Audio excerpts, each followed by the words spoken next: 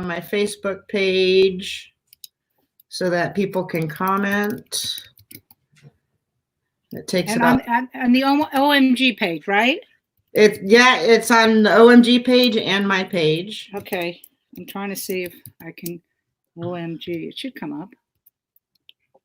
OMG comedy. Why isn't it coming up?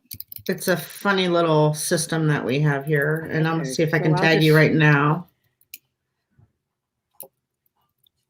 Oh, I got you. Yes. All right, I'm gonna go ahead and run the promo. Okay. Okie dokie. Okay.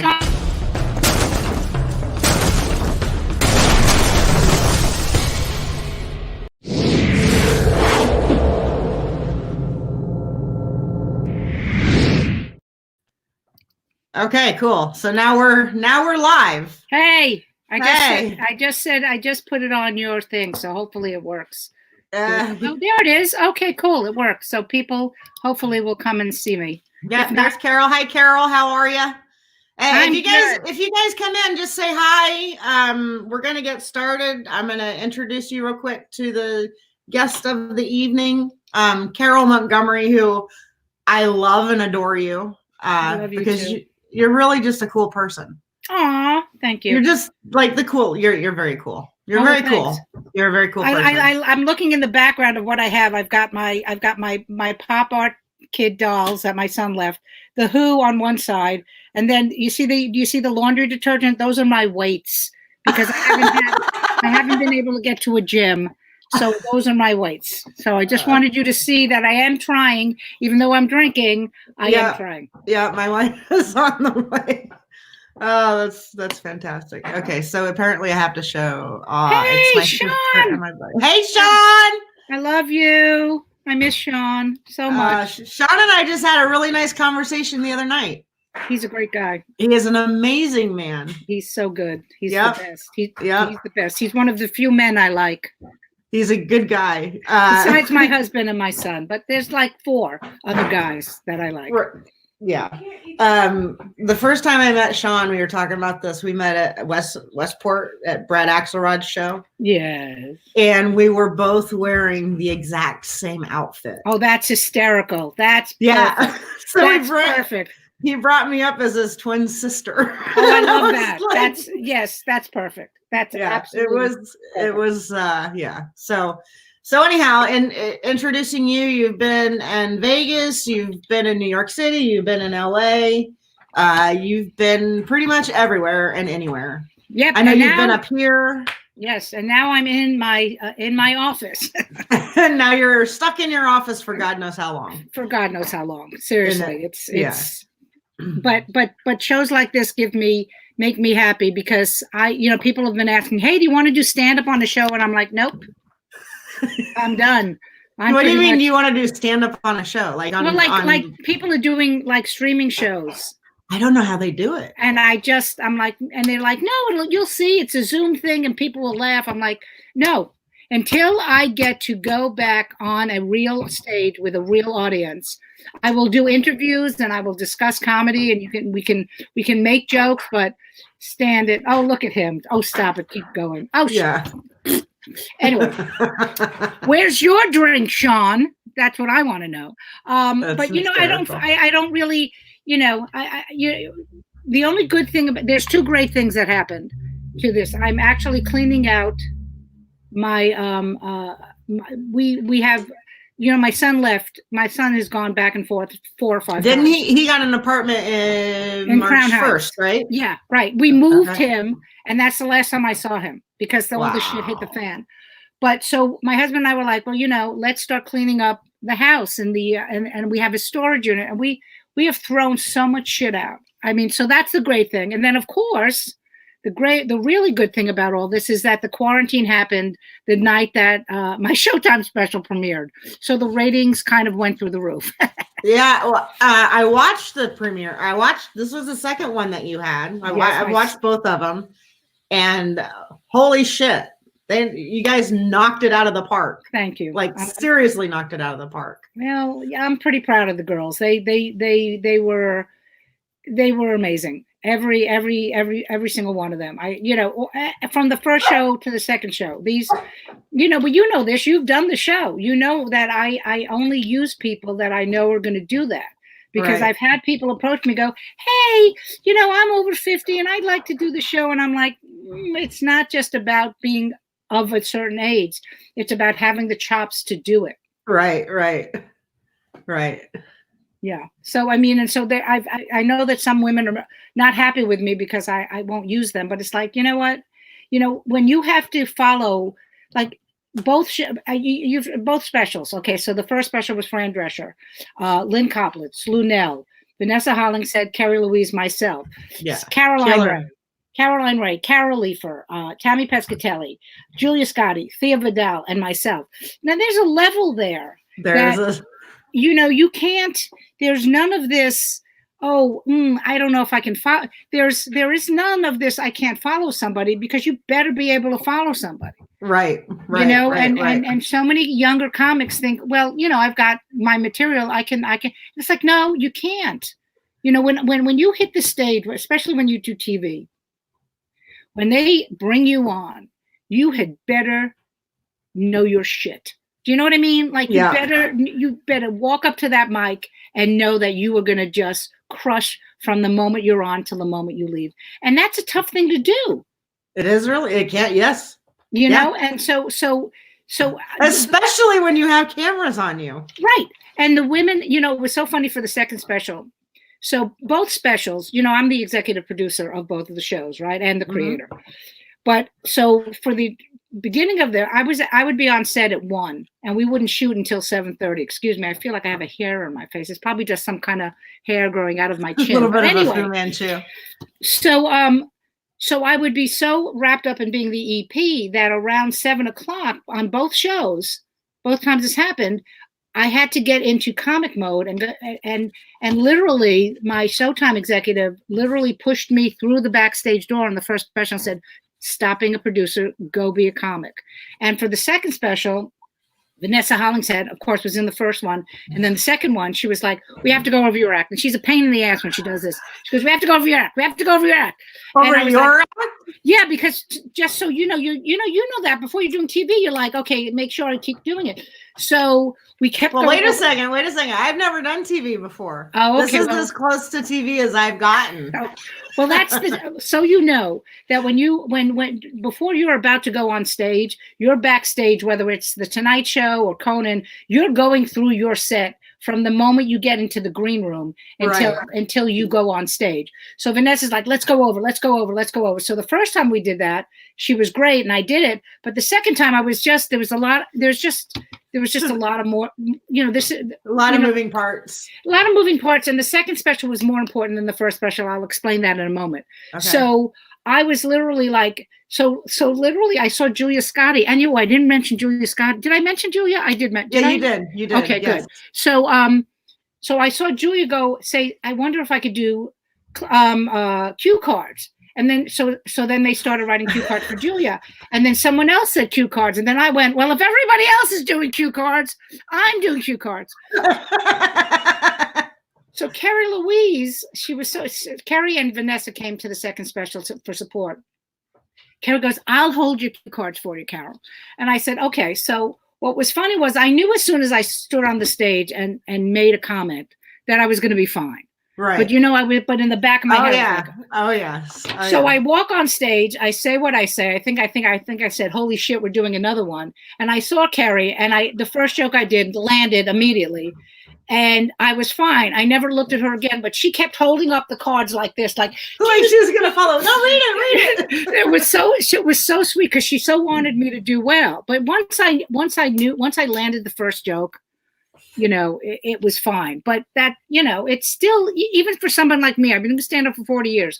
You're always like, and I'm the producer. I could literally stop the show and go, well, that sucked. Can we do another spot? Yeah, and they would have let me do it. But I wanted to keep the show going because I was only the second one on it.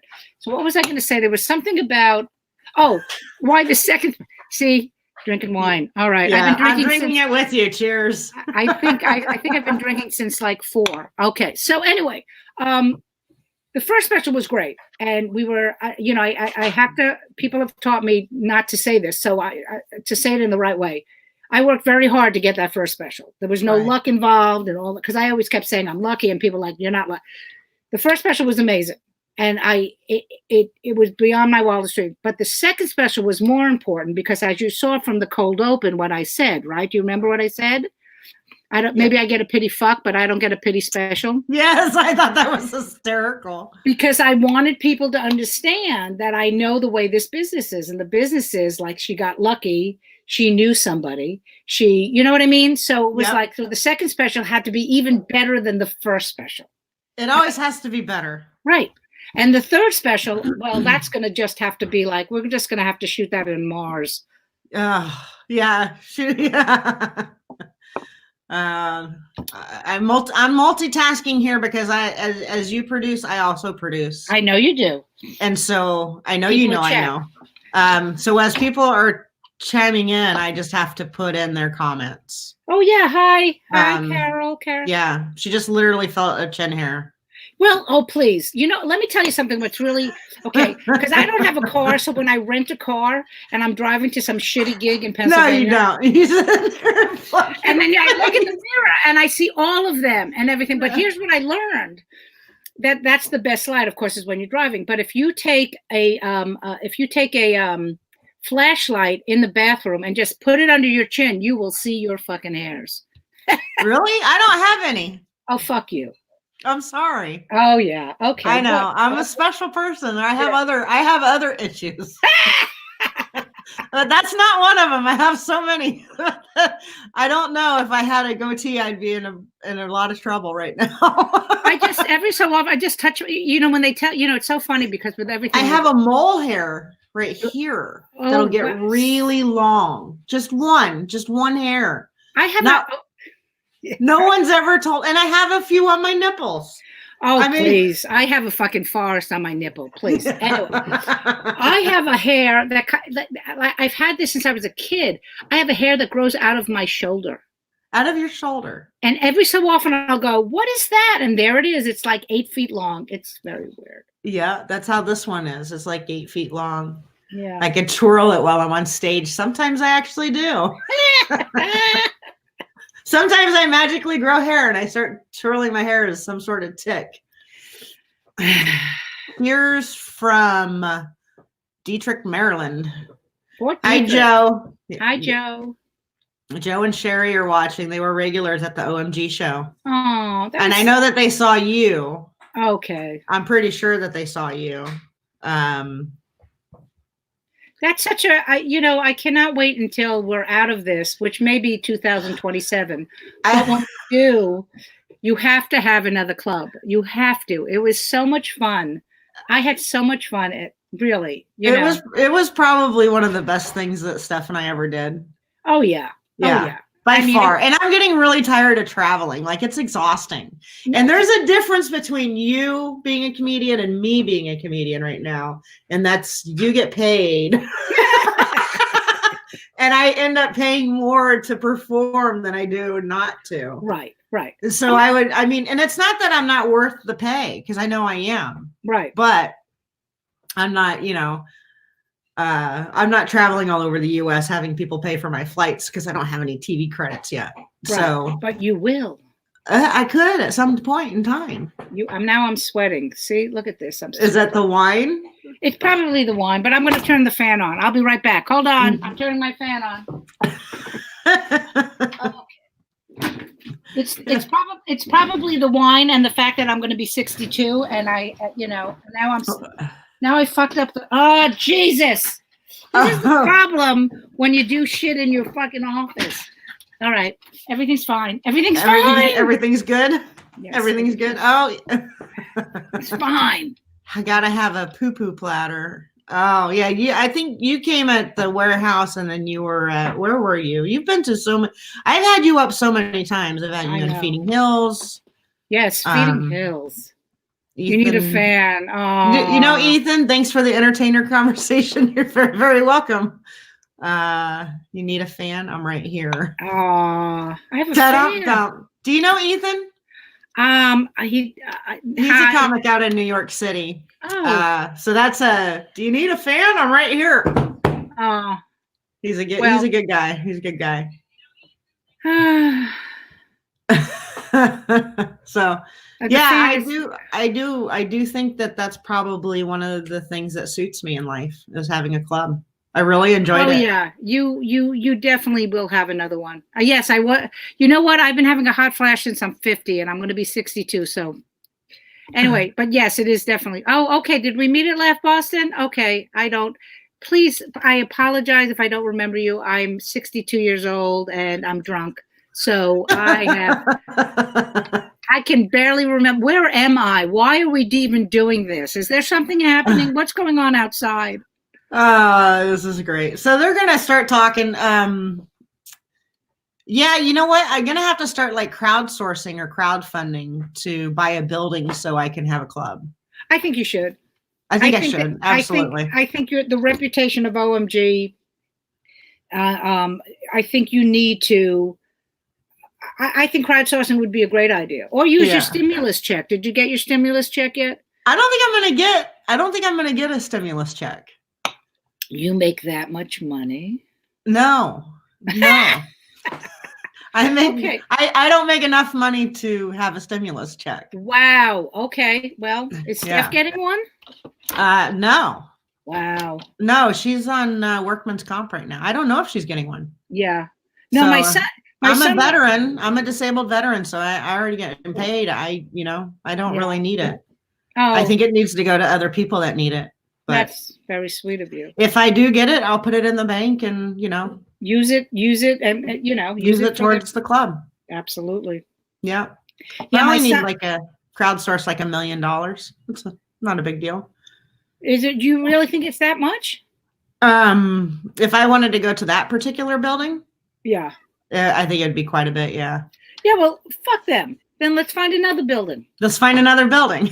Yeah, fuck them. So I don't. You know what the thing is I don't want to do. I don't want to do shows. I really don't want to produce shows where I am not either the. I just have to own the building because I'm not going to have someone just kick me out or Okay. I don't want to do this anymore like that. Right. No, that was heartbreaking. That has been some of the most gut wrenching stuff I've gone through. Yeah, that was pretty shitty. Yeah. So, but I think that. You have to, when we get out of this, and who knows when we're getting out of this, but when we do get out of it, you should look around and see. And if it's not Springfield, maybe another small city within your area. It doesn't just have to be Springfield. Yeah. Maybe go to Vermont. No. Okay. No. I'm not gonna. That's too high up. That's too northern for me. Okay. All right. I'm very comfortable in Western Mass, and if I'm not going to do it here, we'll probably do it in Florida. Right. Well, because I love the sun. Yes, but the problem is it's Florida. Yeah. And the people there are Trumpers, so yeah, idiots. Yeah, idiots. Just fucking idiots. It's really amazing. Yeah. Well, you saw the. Did you see the Michigan and Ohio? They were protesting in front of the governor's. Was that today? Was that the cars? Today. And and one of the women said, "I'm willing to die to open the economy." I'm like, okay, you're going to die. You're going to. I mean, willing to. Here's what's going to happen, okay? Because I live in the epicenter of all this shit. Okay. And we're doing really well. I mean, like my husband and I, we go out twice a day. We walk every day because otherwise we have to, we have to walk. So the numbers are going down. The deaths are going up and down, but the actual numbers of people getting it are going down. If you stop this, like these morons want to do, like the ones that were doing the blood of Christ is going to save me. If you do that, what's going to happen is we're going to have concerts in July and August, and we're all going to be getting woo. And then in October, another 100,000 people are going to die. Dude, I think it'll be worse. Yeah. We're going to have what is it? A relapse of this. A resurgence. Yeah, and it's going to happen. Yeah. And you know, I mean, like I've decided that when and if we get to perform again, a couple of things. I'm gonna still wear a mask. Are you really? Oh, absolutely. While you're performing? No, well, no, because I have a loud voice, but even I will be. I mean, I don't know how that would work if you wore a mask while you were performing. But I'll wear a mask going there. I'll wear gloves. I'll wipe down the mic. That's the other great thing about this is that we can finally fucking wipe down those goddamn mics because God knows what the fuck those motherfuckers have put in there. Yeah. So that's the great thing is that, you know, but like you know, like remember, so we work in comedy. You know, my son works, he's a musician, he works in music venues. And my husband's on Broadway, right? On Broadway. Right. Honestly, think about I want you to take a moment, everybody listening. How comfortable are you going to be squeezing into a seat to go see a Broadway show or to go see comedy or to go see music? Yep. Think about it. Because like literally we were walking a couple of days ago. We had our masks on and it was very windy out and some guy sneezed. And my husband and I looked at him like we were going to fucking kill him because it's like, what are you doing, man? What are you doing? Now, granted, it was probably allergies. And then last night, there were a bunch of kids on skateboards, all not social distancing. And you want to just say to them, keep going closer. Please keep fucking home. Just fucking go home. Go home. And they won't because they think they're not going to get it. And I've known at least a half a dozen people, thank God, and I'm not a religious person, but thank God they've all made it through. They say this is the worst thing they've ever been through. Like take the flu and time to buy 100. Yeah. I have not heard anything good. I've had a couple of friends that are nurses and their daughter all got sick and they were sick for a while. And I think one has asthma. So I don't know if she's going back to work, which, you know, she's a nurse. Right. One of our cities made the national news because of the veterans healthcare system, right? Which sucks. I don't ever plan on walking into a VA or a hospital or a clinic for at least a year. Right. I don't want to. I have no interest in it, and I'm with you because Sean and I were talking about this. I still have a gig, and I have 2 gigs right now lined up in July. Right. One's in New York City, one's in the Poconos, and then I have a fundraiser at Wisecrackers, and then I have they haven't canceled it yet. So, I mean, I was afraid to do the last 2 gigs that I had in March, and those were the first weekends in March. But I knew this stuff was coming. I was watching you. I was watching you on Facebook going, I will beat this virus. You're like, it can't keep me down. And you're like, now you're like, no way, motherfucker. I'm staying home. Right. Oh, no. I mean, as soon as it became, because I think I did do a gig somewhere near you. I forget. It was somewhere in Massachusetts. I think you were up in Pittsfield or Albany. Yeah. And I did the gig and it was packed. It was 400 people. We were all making jokes about it. We were all wiping the mics down. And then I did a gig in the Poconos. The last gig I did was March 13th in the Poconos, and we were wiping everything down, and they were seating the people like every 2 tables. And how was that? It was fine. I mean, I think at that point everyone was still not really sure what this was. Right. But now, you know, it's going to be really hard to, I don't know whether or not our business is going to come back, at least for a while. Yeah, but I don't see it happening anytime soon. Yeah. Yeah. I mean, I have stuff in July and August also. I have a tour. We're supposed to be doing a full like 2-week tour for women of a certain age in October. And I don't know if that's going to happen, you know, because I don't know whether or not people are going to come out. I mean, I think we'll be there because we're going out of our fucking minds. Here's what I think. I think one, you have the pandemic that you have to worry about, and you have to worry about the spreading of it. And they're saying it's going to be a seasonal thing, and they don't have a vaccine, and they can't get a vaccine for 12 to 18 months.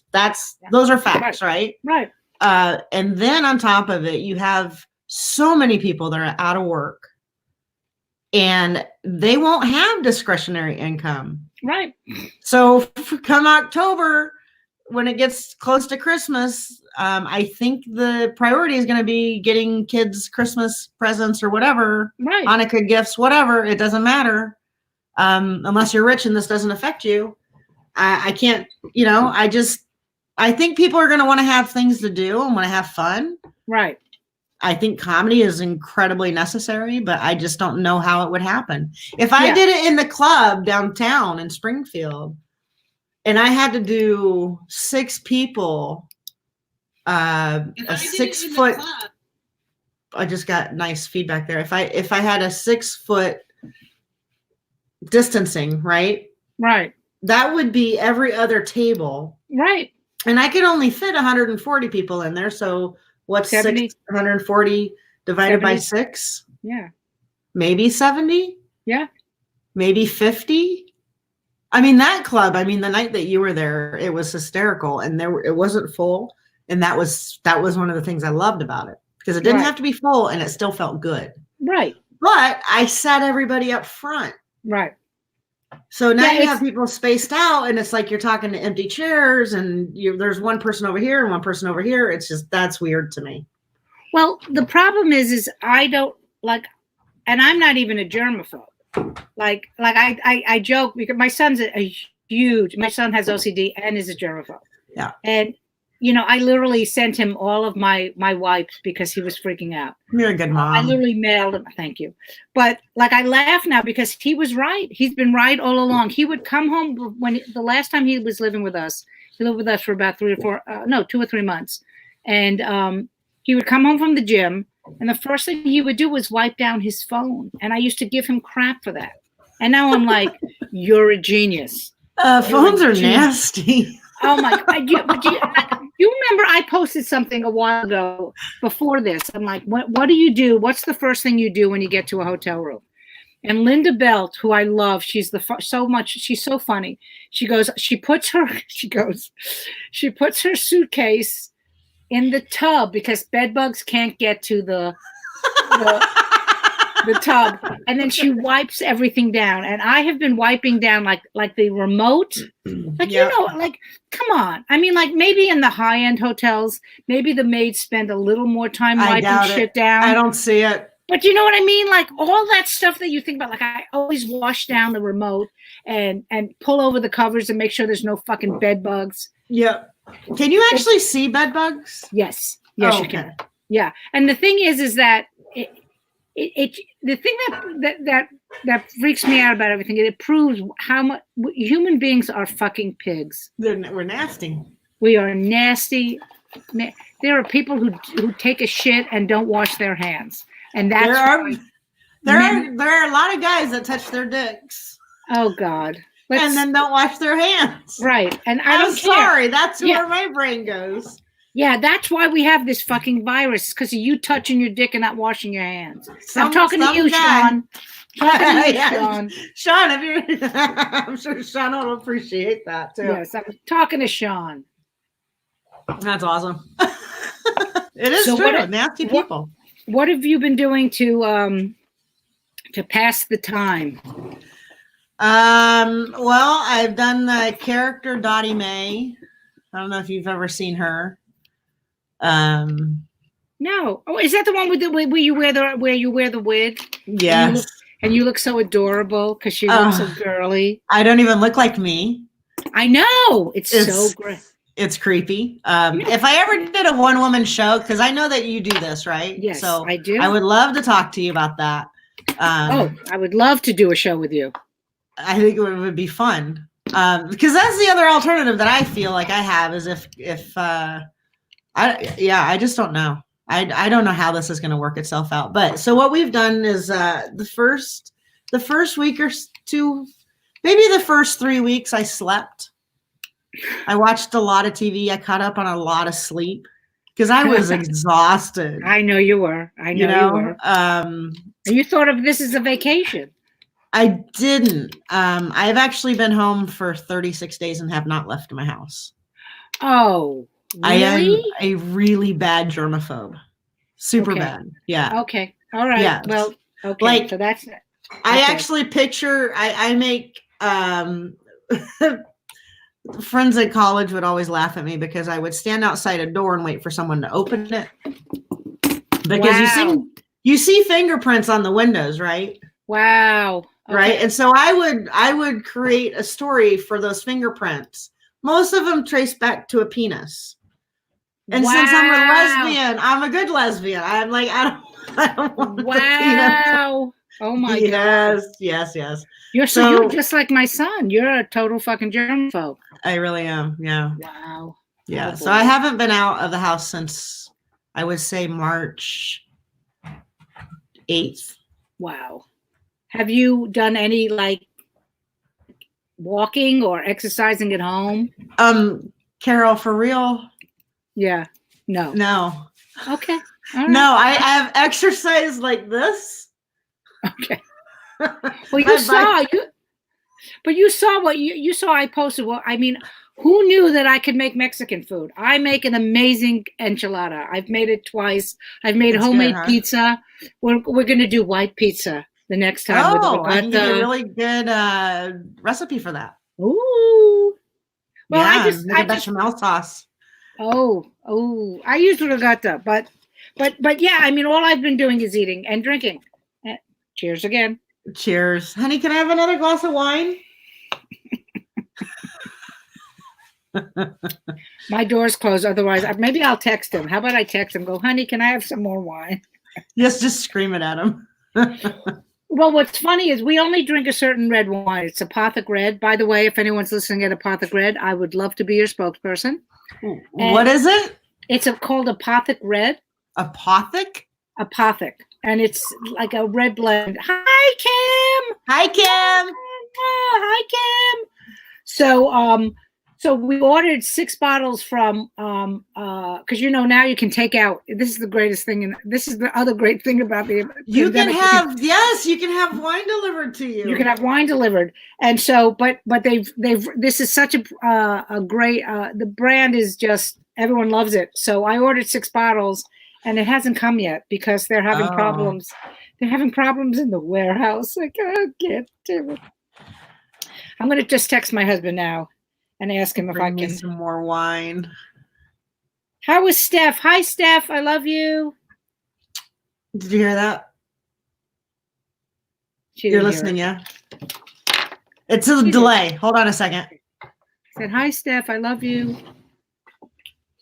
Oh, she's just nodding at me because she doesn't want to interrupt. Okay, she doesn't want to interrupt. Yeah. So she loves you too. She loves you too. I do. I miss hanging out with you guys. I know. Sitting by well, like I really don't know what. Oh, look at my husband. Is he the best? Come say hi to Jess. I know how to deliver wine. Yeah, you do. Lean down and say hi to Jess. Jess, how far away are you? Should I get you some wine? No, I'm good. Tony, right? Todd. Hello. Hi, Todd.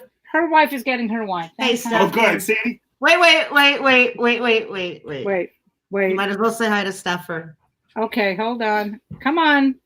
Come say Steph, hi. come say hi. Hello. See? The spouse is behind the greatness. Exactly. Now does Steph play guitar or something so we can jam while you guys are talking? No. Oh. No. Well. Cheers. I have the whole bottle. There we go. Thank you. What a good man, huh? What a good wife you have. I have the best wife. If you ever wanted to get a wife, I would highly suggest you get one like Steph. She's that amazing. Yeah, well, if you ever would want a husband, I suggest you get one like Todd. Oh my God. Oh, I've lost. What happened? I'm losing. What happened? Did you lose something? Oh, there we are. For some reason it went. I like this StreamYard better than Zoom. Oh, thank you. I do too. But I did another podcast with some people and they had StreamYard and I was like, this is way better. Yeah. It's a little bit different in the sense that it's taking me a while to learn how to kind of do all the branding and everything. Right. I wish I could broadcast. Like, I really wish I could play like one of your videos in between, like, hey, Carole, let's take a look at your video and let everybody see you in action. Which is kind of what I was trying to do, at least show pictures of you, and I couldn't even get that to post. So. Well, look, all the people who are watching need to know is Showtime is free on at least Spectrum Cable through April 19th. So you can see the special. You can see both specials. Well, it was such a brilliant lineup. This last one. I mean, they were both brilliant, but I think Julia Scotti has to be one of my favorites. She's amazing. She's amazing. Oh my God. I mean, she's just so funny. And everybody was funny. I mean, I can't even say I have a favorite because clearly you're my favorite too, but I'm just like, I don't know how you choose. I don't know.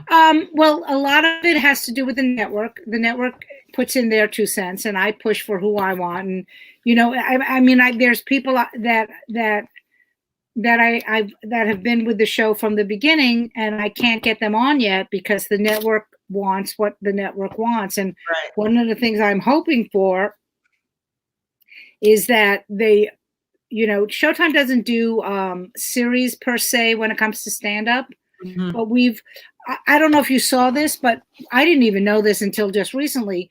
But when we sent the press release out for the second special, it said that the first special was Showtime's highest rated stand-up comedy special of 2019.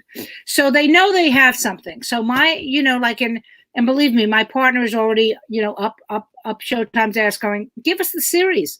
We could do this literally we could do this every month. But if they don't want to commit to that, give us every other month.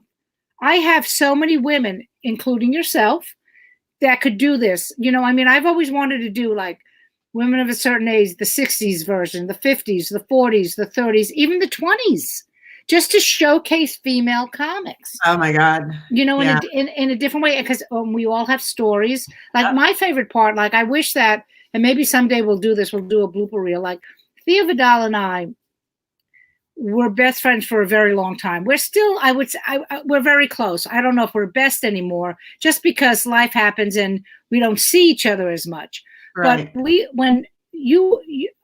the interaction that we had when we were being, for the interstitials, there was only a couple of clips that they showed, was so funny because the two of us, like the introductory clips. Yeah. I mean, there was someone, like Layne was two, and he's 28 now. So he was 2 years old. Right. And so I was on the set of her show when she was on Thea, when she had her own sitcom. Okay.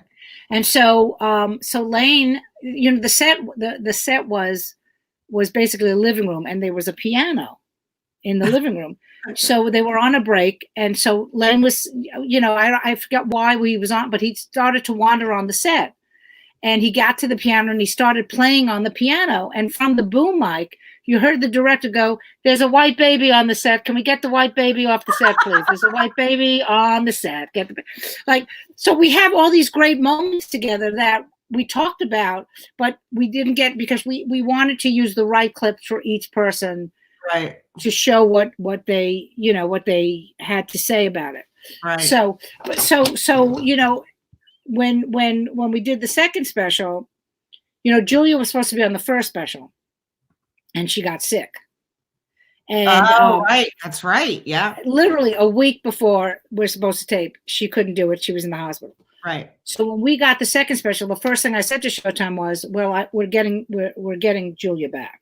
I mean, I won't do the special unless I have Julia with me because she was supposed to be in the." She's such a good writer. Oh my God. And Wendy Liebman was supposed to do the first special, and she had an accident. She was in a car accident. Oh shit. And she broke both of her legs. We thought, okay, Wendy Liebman did. And God. Yeah, and thank God she's fine now. But that was the thing. I said, if we're going to do this, we're doing it with Wendy and Julia. Well, Wendy still couldn't fly. Oh my God. So I still owe Wendy a Showtime special. Yeah. So so hopefully when the next one happens, Wendy's of course going to do that one. Yeah. Well, I would, I would see that there'd be a huge demand for a Showtime special right now, based on what's happening in our world. Yes. The problem is, and we've talked about it, because, my partner, he's the best, because if I'm feeling like shit, he cheers me up. And if he's feeling like shit, I cheer him up. Right. And he's like, we got to do something. I said, the problem is how? Yeah. how can we do this? How do we do this and still have an audience? Like I wonder if you could put plexiglass on the stage somehow. Mm-hmm. You know, like just like have individual boxes and mic them, and like, I mean, but the problem is it's not us. I mean, I don't mind going on stage in front of people. No, it's the people. It's the people. Now, are you going to do what you just said? Are you going to put plexiglass in front of everybody? I wouldn't ask anybody to come out and see me and risk their health. Well, like, for example, like, so I'm sure this is the same thing where you are, but like now every grocery store, every drugstore, they have the plexiglass. Yeah. And I keep saying to the cashiers who are working, they're going to keep this, right? Because if they take this, I mean, it's stupid. They've got to keep everything that they're doing. You know, I imagine that this world is going to change leaps and bounds after this. Oh, absolutely. I cannot see it going back to the same way it was. No.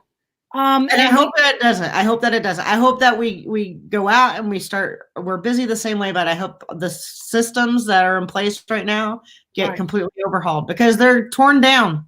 Right. I mean, that motherfucker.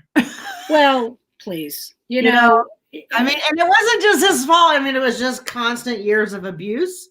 Right. And now it's all like, here you go. Right. And he doesn't, you know, I don't know if you've seen the Cuomo press conferences. Yeah, I'm really liking Cuomo right now. Well, what was funny was, so we did the Today Show the Thursday before, and it aired on the Friday before we aired the special, right? Right. And so we're so excited, and we're like, oh, great, I'm going to be on the Today Show. And the first segment, they did 2 segments with us. Fucking Cuomo was on. I was like, you motherfucker. Get off the TV. I'm on television. Get off. He cut you off. He cut me off. So he owes me. He owes me. But we got the second segment, and because it was broadcast through the whole country, everyone saw the full segments. Right. But except for that little misstep, which, you know, I understand, he has been, and I was never a big fan of his. I was a huge fan of Mario. His dad was amazing. Right. But what I loved was this last time, and he was going, you know, he's looking for a fight, and I'm not going to fight him. And if anybody should fight him, it's Cuomo, because he's an Italian, and that's what they do. Oh my God. Do you know what I mean? Yeah. He has been so classy. And because of that, El Duce, as I like to call him, today or yesterday went, well, you know, I'll let the governors do what they, you know, the governors are in charge. And that's totally because of Cuomo. Yeah, I agree with you. Because he was like, I'm not fighting with you. Are you watching the press briefings? Huh? Are you watching the press briefings? I can't. I can't. I only watch Cuomo because he calms me down. But one of the things, and this is really important, I was talking about this with my husband, and when people say, why did this man get elected? Now, have you ever bought a car or bought, you know, like if you met him right now, well, not now, but before, he would be like, Jess, how are you? How's Steph? Yeah. How's your disability going? I mean, he's so good at what he does. So there was an interview with Cuomo, I guess maybe 60 Minutes. I don't remember what it was, but he talked about how, now, you know, he's ripped his brother. Trump has ripped Chris Cuomo. He calls him Fredo. Okay. Like he's been so nasty to him, but Andrew said this, he said, whenever we speak, he always asks how my brother's doing because he knows my brother's sick, and he always asks about my mother. And that's why the man got elected, because he knows how to do this.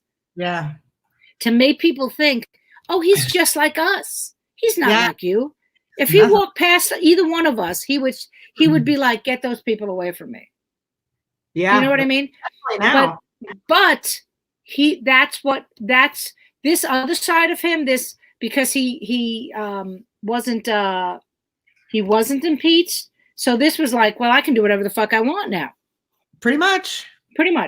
The important thing is, and I've said this, and I think I even said this to you when we were at OMG back in the important thing is whether or not he gets reelected. The important thing is we have to get rid of we have to take over the Senate.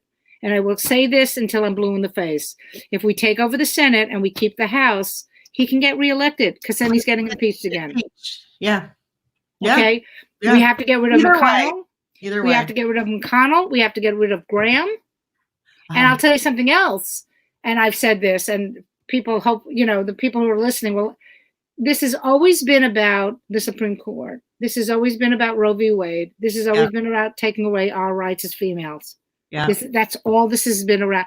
If tomorrow, and I don't want this to happen, if God forbid RBG passed away and they got the Supreme Court, they would impeach him. The Republicans would impeach him because they don't need him anymore.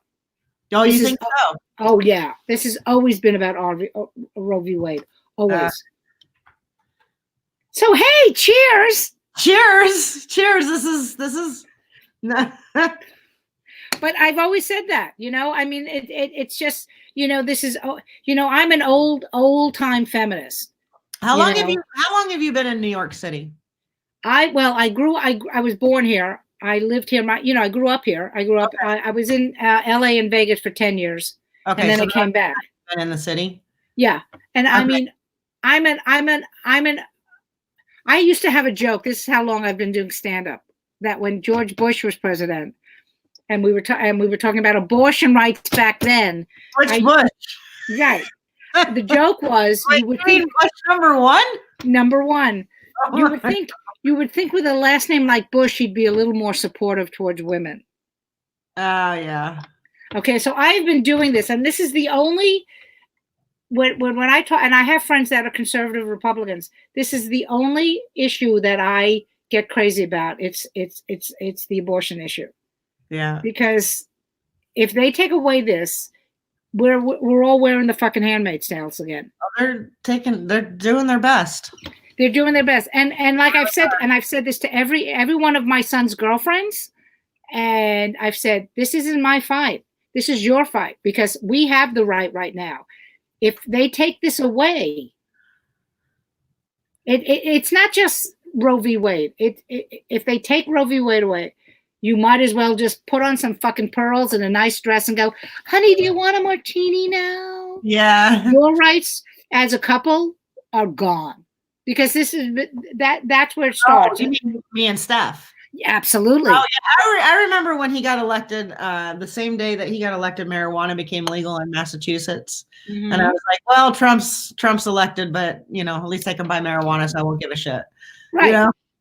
Right. Yeah, that's always been my fear. Yeah, I'm with you. Yeah, so let's not keep talking about this, because now I'm depressed and I'm going to slip my fucking wrist. So it's really hard, isn't it? It's really hard. So what are you doing to keep yourself upbeat?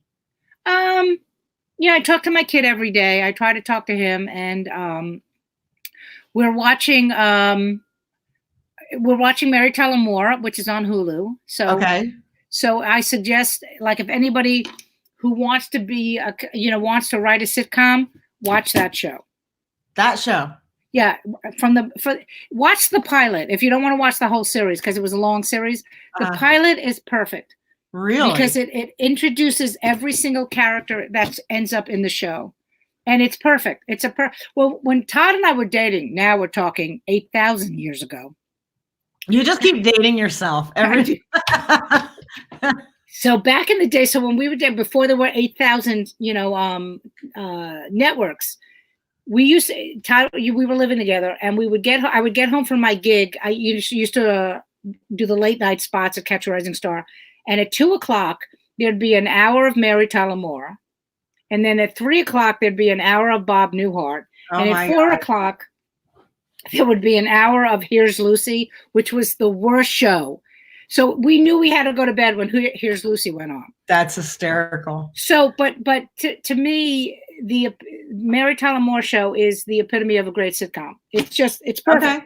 It's because structured everything. It's the thing about sitcoms, of course, is characters. Right. And I was watching something recently, and I can't remember. Oh, Modern Family. Mm-hmm. I was watching, they just ended. Yeah. After 250 shows. Right. And they were talking about the same thing that you're talking about right now, like the writers. Right. Each of those characters, from the moment they started, was defined. That's a great. It's the same thing with Cheers, All in the Family. I mean, you can go Lucy and I Love Lucy. Right. You can really that I've always was a TV baby. And then in the last few years, it's gotten like I used to literally before the internet. I would buy TV Guide every fall for the fall preview, and I would literally look through them and go, "This is going to last. This won't last." I mean, I was really? Oh yeah. Wow. And then you watched them, right? Right. And then in the last, I would say 5 years, everything has been so shitty. So it's like there's a new show called The Morning Show, and it's have you seen it? I haven't seen it yet. How is it? Do you like it? Loved it. Number one, Jennifer Aniston, Reese Witherspoon, and Steve Carell. What a phenomenal cast. Like, hands down, really good cast. And not a comedy. Right. Fantastic. Well, I love good television. Like the other thing we're watching is Burn Notice. I don't know if you ever watched that on USA. I've seen that, yep. You're stuck on, you got hooked on Burn Notice? Well, no, we were stuck on Burn Notice when it first came out, and we were like, let's watch this. And you know why that's a great show? First of all, it's in Miami. So it opens with the beach. It opens with girls in bikinis and music, and they're always at a bar drinking. I'm like, I remember when we used to be able to do this shit. So we love that show. I love that show. And the next one I'm going to watch, which was also on USA, was In Plain Sight, which was the woman who was the Witness Protection Program. Do you remember that one? Program. Oh, it's great. I don't remember that one. Yeah. No. So I'm just like, literally, what else are we going to do? We have no work. We are never working again. I'm sorry. We will work again. We will work again. I just don't think it's going to be anytime soon. No, I don't. We will be the last to come back. Yeah, absolutely. You know? Absolutely. And I want to say this to the people who are listening, for the comics who are going out and doing that and going out and doing shows from their house. And I think that's great. Good for you. I just don't have that. I just don't. I don't feel like there's anything there. I understand. I would rather do an interview show where we talk about comedy and talk about life. I love this. Yeah. Yeah. I would rather do that than sit around and act like I can hear you fucking laughing at me. Yeah. It's so hard, and it's so interactive. The whole thing about comedy for me is the people. Mm-hmm. Like, they need to be there because otherwise it just doesn't work for me. So I'm with you. I mean, I'll do the Dottie Mae stuff because of this. Right. Oh, absolutely. Because it makes sense. I'm reading off a book. I'm kind of ad-libbing. And let me tell you something. I cannot be clean with a fucking kid's book. I have tried not to swear, not to make it sexual innuendos, and I'm like, I can't do it. Well, then that's the character. But I guess that's the character. That's great. I love that. A little piece of me in there. She has a little piece of me. I think the way you do this in this situation is, story time with Dottie Mae. Yeah. Yeah. And just do little YouTube things, reading children's books. I think that would be good. Could you do for me? Do you know the a request? Yes, I do. Do you have do you remember the show If You Give the book If You Give a Mouse a Cookie? If You Give a Mouse a Cookie. Okay. You don't know this one? No. Okay. This is my son's favorite book. Okay. So if you could do Dottie Mae doing If You Give a Mouse a Cookie, that would make my night. Okay. So letting you know. I will do that. Can you write that down, honey? If You Give a Mouse a Cookie. I don't know if we have that book. Do we have that book? I've read books, Go the Fuck to Sleep. Have you heard that book? Yes. Brenda's Beaver. Yes. If You Give Mommy a Glass of Wine, which I thought was hysterical. This was the first book I read as Dottie Mae. If you give mommy a glass of wine, right? Daddy goes, or someone, they don't even say who it is, but someone offers mommy a glass of wine. And when mommy gets offered a glass of wine, she thinks of the whole bottle.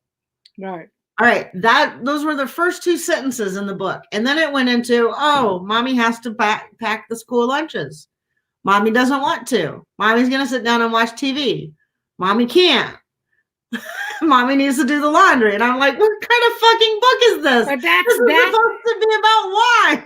But what's funny about that is that's based on if you give a mouse a cookie. If you give mommy a glass of wine, mommy's going to have to. That's okay.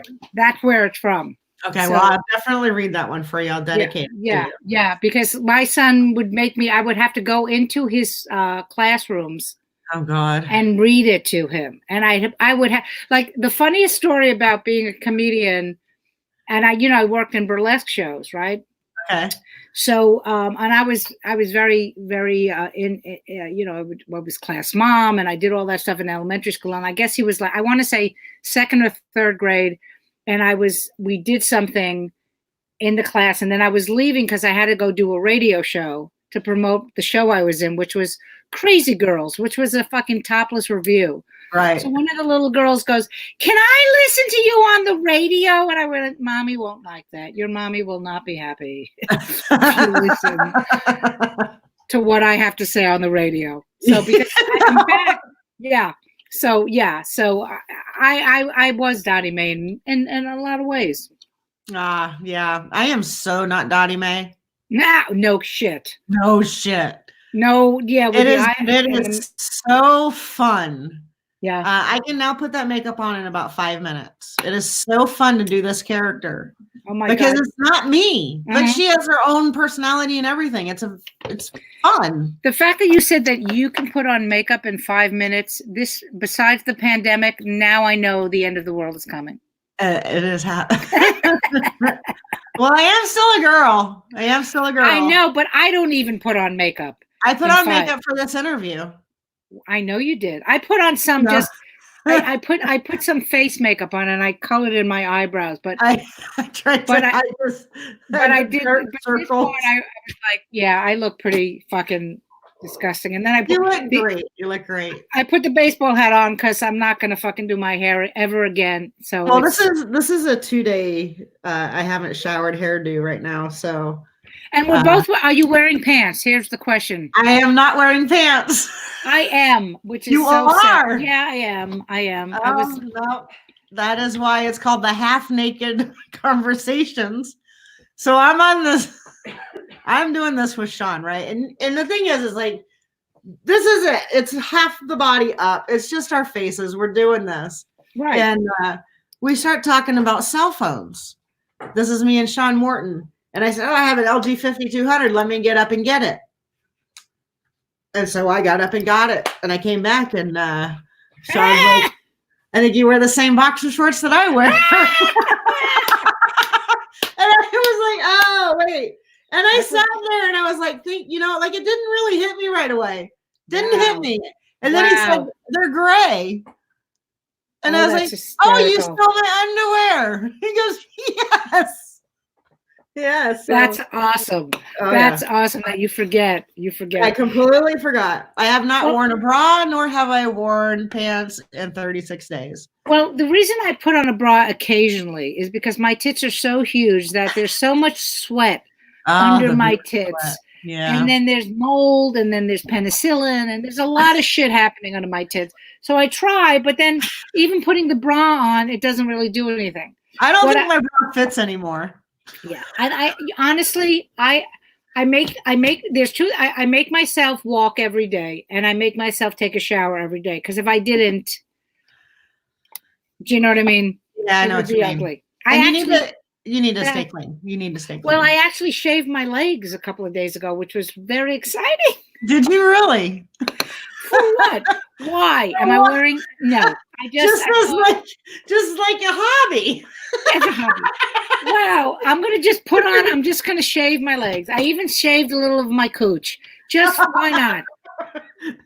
It's too much. It's too much.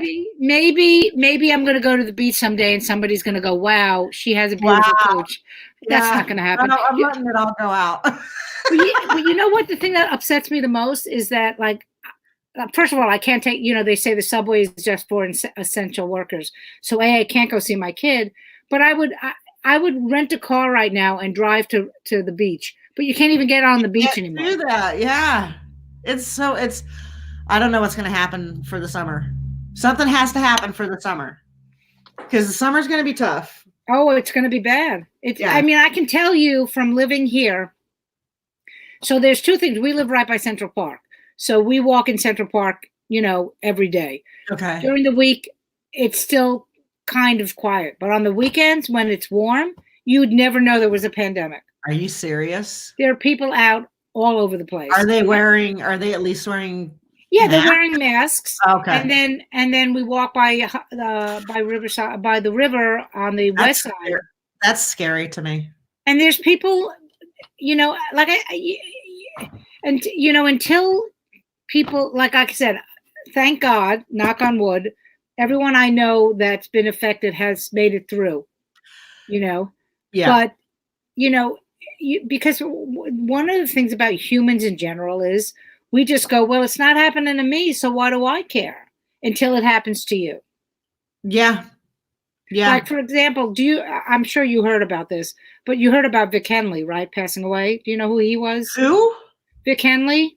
Oh, yes. Okay. Yes. Now, Vic didn't die of COVID, but he had an embolism, a pulmonary embolism.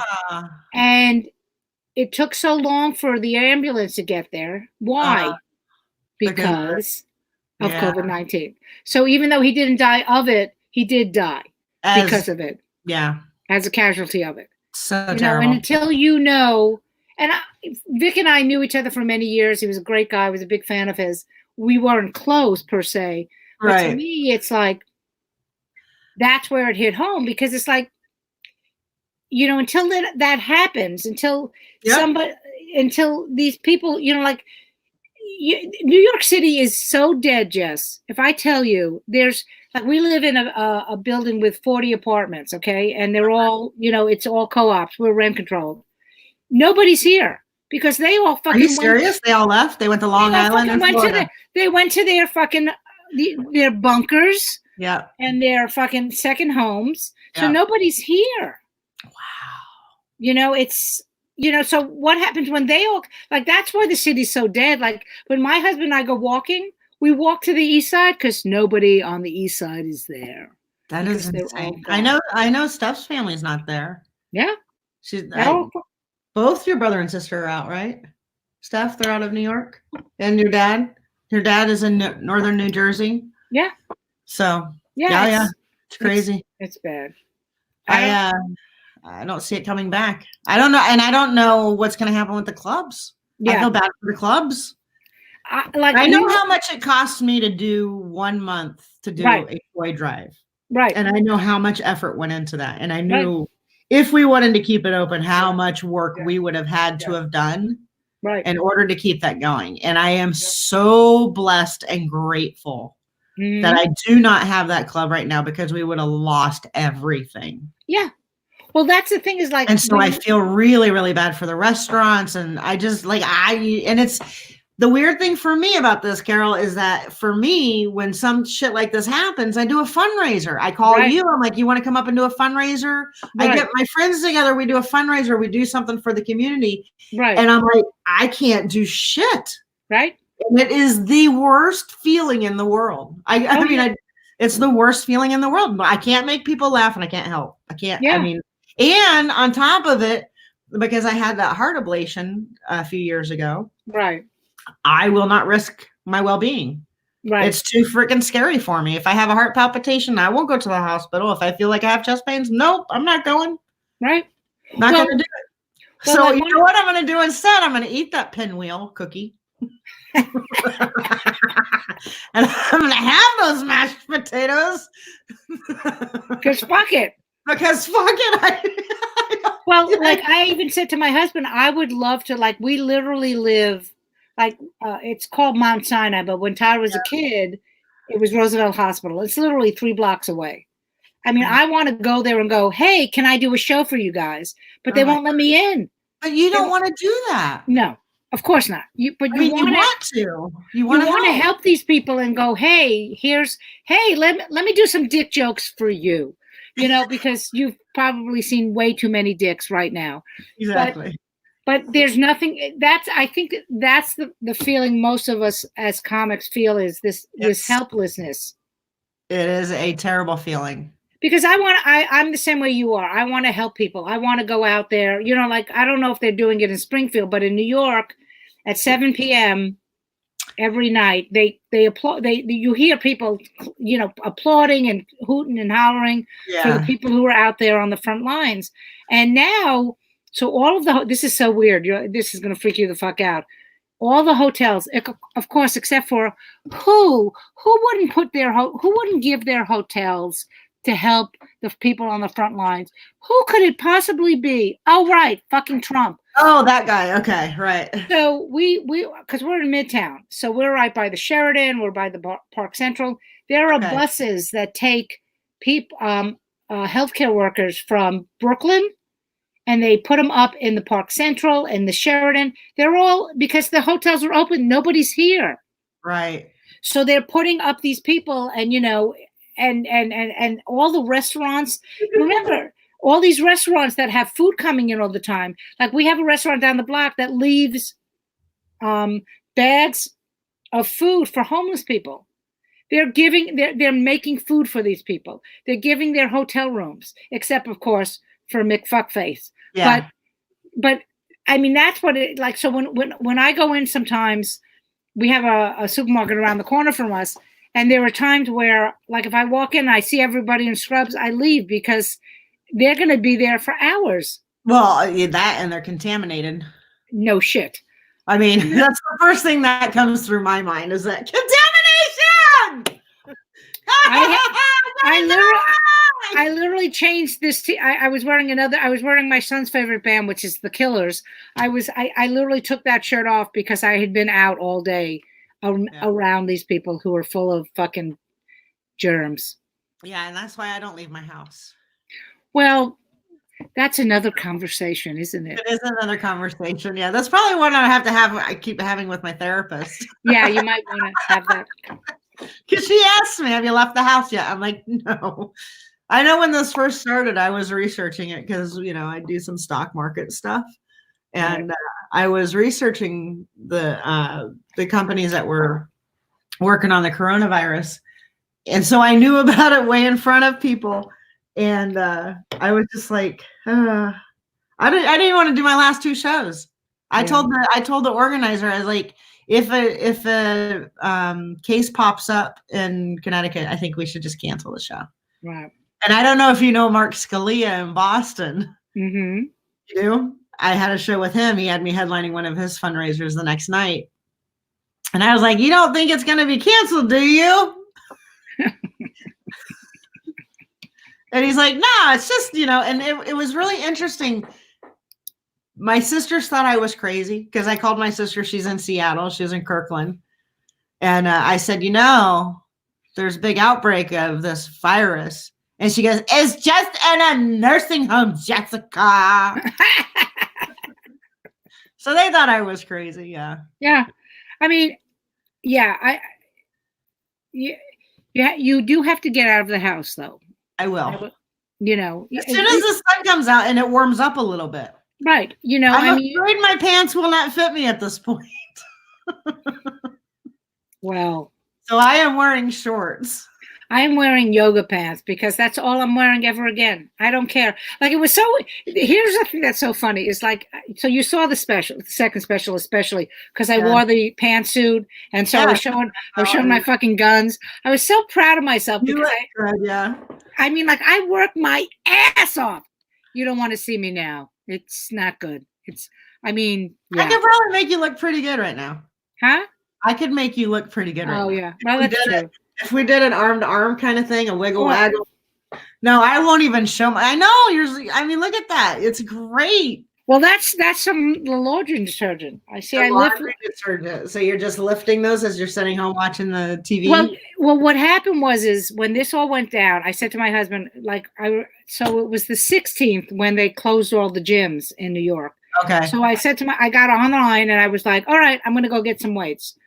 So I ordered them from Walmart, and there was the Walmart side had crashed. So I'd gotten them, And then a week later they go, oh, we're having a delay. So I canceled them because I knew I was never getting them. Right. So I've just been like lifting bullshit, like my husband's guitars. Whatever I can. What you do, and I just so you know, I used to be a real like freak of nature and used to run a 7-minute mile. Wow. Oh yeah, military days. You can take canned food if you have any, put them in a sock. There's your weight. Okay, here's what you see. When you said put them in a sock, I was like, who am I going to be mugging? Because I'm like, oh, I have canned food. I'll just be spinning this around. Well, you can do that too. I mean, why not? Just knocking the fuck out. That's what I would do. I mean, because yeah. Here's what's so funny. My husband, who is a New Yorker more than I am, and it's killing him that there's nobody on the street to give shit to. It's killing him? Oh my God. Like we literally were walking. Can't scream at anybody. He's like, what the fuck? So there were a couple of guys riding a bike and there was a red light and they were supposed to stop and they didn't. And so he starts getting into it. I said, honey, I understand you want to yell at people, but it's, there's nobody on the streets. He's yelling at the fucking pigeons and the rats now. Just like, who are you looking at? Because we live in like on any other day, if there wasn't a pandemic, there'd be so many people on the streets. And we call it tourist bumping. So when he used to work at School of Rock, which was on 50th Street, he would literally, like my son and I would watch him go through a crowd because he would clear a path. Because he would knock people the fuck out. And when people would just like walk behind him. And people would yell at him like, what are you doing? He goes, I have to get to work. You want to see School of Rock? I have to get to work. And he would fucking knock people out. That is amazing. Yeah, so he's very upset. He doesn't know what to do now because there's nobody to fuck. Well, all three of you are in the entertainment business. Yeah. Yeah. And so I'll be wiping my own ass when I'm in my 70s. So yeah. This is Yeah. So many people that I know that have gotten so affected by this. I can't if we just pause and take a moment of silence for the comics in our lives. Oh yeah. It's insane. Well, I sent you that that link. Yes, I got it. I was very lucky. I got SAG paid for my rent last month. Oh, that's nice. What else did I get? I got Comedy Gives Back. They gave me some money, which nice. So I say to people, if you don't have, if you can't, and I'm waiting on unemployment too, because they've, my husband, thank goodness, because he works on Broadway, he's able to get unemployment. But there's all these, don't be afraid to ask, man. Don't be afraid to ask, because you know what? These fucking billionaires and these millionaires and all of Trump's friends, they're making so much money off of this. Okay. The reason he's pushing the malaria drug is I wonder who has stock in that. Well, he does. He does. From what I understand, he doesn't have a lot though. Well, but the problem is I took that drug because when I was in Africa twice. Did you really? Yeah, when we went over to Africa to perform for the troops, we did it twice. Okay, so the problem is it works for some people, but it also can kill more people. Yeah, it would kill me. Yes. And we don't want that. I do believe they use the Z-Pack with that as well. Right. Well, here's the deal. I can't even take the Z-Pack because it causes heart arrhythmia. Really? Oh, you see, yes. So last year, when the first special aired, which was March 25th, the day of the special, we were at a friend's house celebrating. We were watching it. And I remember, I had something on the roof of my mouth. I was like, well, that's weird. It ended up being like this major fucking large, giant canker sore that turned into pneumonia. What? Okay. Yeah. So I ended up getting pneumonia.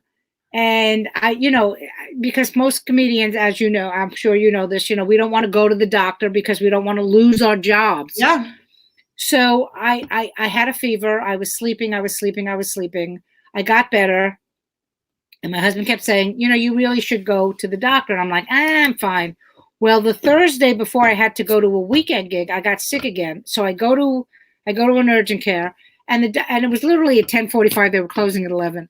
And the doctor says to me, she goes, I can't even give you an X-ray because everyone's gone. You have pneumonia. Here's a Z-Pack, which is what you're talking about. Yep. It knocked it out. I did my show that weekend. I had to fly to LA on that Tuesday. The Z-Pack knocked it out, but I was still exhausted. I ended up in LA, slept all day, did the show, slept all day, flew home. Wow. So the Z-Pack is great for pneumonia, but the problem with this particular virus is it's not just pneumonia. It's something completely different. Even though the Trumpers want to go, it's just like the flu. I know. I've written a whole song based on the Hallelujah. Oh, that's great. I've written a whole parody. I just have to kind of like, I'm waiting what's it called? Hallelujah. You know, I heard there was a secret chord that David played and it pleased the Lord. You know that? Mm-hmm. So mine goes, so I got to pull up the lyrics real quick. So I heard there was a new disease that Donald said would end with these, but he don't really care for people, does he? Well, it goes like this: the fourth, the fifth, 1,000 more, and we're major six. The baffling thing, you don't stay home now, do ya? Oh, stay at home now, stay home now. And then the next verse is, well, you had spring break and now it's done. You packed the beaches in the sun. The boozing and the fun went right through ya. Your son could probably do this. Please tie yourself to a kitchen chair. Keep your ass at home because we don't care. Florida is in a state of mass confusion. Like, I was just like, so you should absolutely do that. I'm seriously. That's like the Canadian Tenors version of it or the Katie Lang version of it. Well, what's so funny is the Spring Breakers who said, well, if I get it, man, I'll get it. They all fucking got it. They all got it. Okay. Who is it? Falwell opened up Liberty University. They all fucking got it. Yeah. Did he get sick though? No.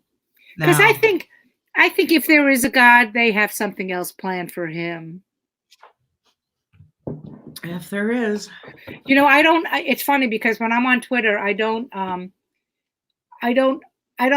go looking for bullshit, but whenever I like Lindsey Graham posts or McConnell or Cruz or Nunez, all I write, I don't curse them out. I don't say fuck you. I go, do your knees hurt? And how's your jaw?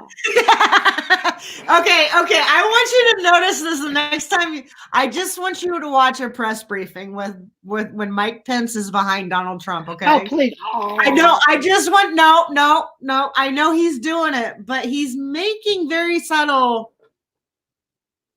Yeah. Motions. And it cracks me up. I'm like, look at you. See that? He wants to suck his dick. No, he does. He does. Wants to. He already has. Oh, all of them have. Yep. Okay, Look, I just looked at my computer and I'm at 24%. So I think we need to end this. Gotta go. Yeah, this has been fun. Yes, it's been an hour and 20. So I need to eat my fucking pasta. Go enjoy your dinner. Thank you. This was great. I love you. I love Steph. So much. And tell Todd. Okay, I was for some reason thought it was Tony. Listen, we will get together, the four of us, at some point, and we will drink and we will say fuck you to the coronavirus. Yes, we will. I love you. And for anybody who's watching, please go watch Carole Montgomery's special on Showtime. Love you. Love you, Carole. Bye. Bye. That's it. This has been another episode of